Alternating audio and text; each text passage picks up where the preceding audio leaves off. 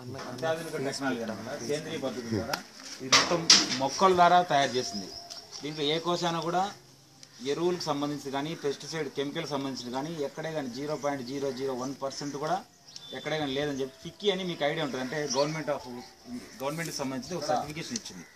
ఈ ప్రోడక్ట్ను టెస్ట్ చేసేది అది 0% దీంట్లో కెమికల్ ఫెర్టిలైజర్స్ ఏం లేవని చెప్పేసి మొత్తం సేంద్రియమని. దీని నుంచి వచ్చిన పంట 3 సార్లు గిన వాడితేనే ఇది మొత్తం ఆర్గానిక్ పంటగా వస్తుంది. అంటే మనం ఇప్పుడు ఎరువులు అన్నీ వేస్తున్నాం కదా, గుళికలన్నీ వేస్తున్నాం వరి కోసిన తర్వాత కూడా ఉన్న పొలంలో వాసన వస్తూనే ఉంటుంది. అంత పవర్ఫుల్ మందులు వేయడం వల్ల ఒడ్లే లేక మనకు వస్తుంది కదా, మళ్ళీ అదే తింటున్నాం కదా.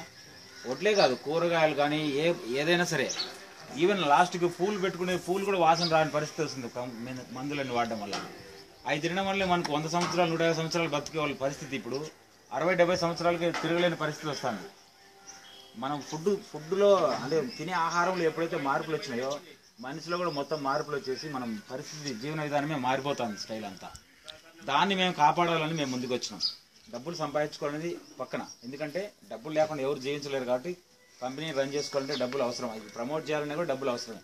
కానీ ఎంతో ఇంత దాని మీద మార్జిన్ పెట్టుకుంటున్నాం.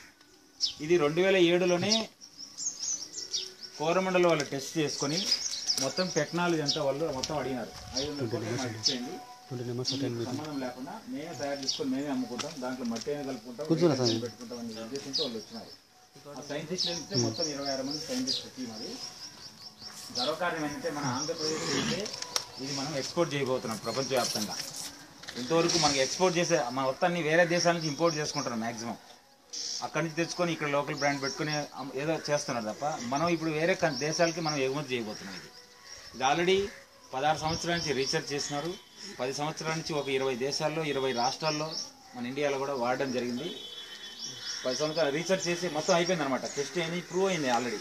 ఎంత రిజల్ట్ వస్తుంది ఏంటి, దీనివల్ల ఉపయోగాలు ఏంటంటే మేజర్గా డైరెక్ట్ సబ్జెక్టుకు భూసారము పెరుగుతుంది.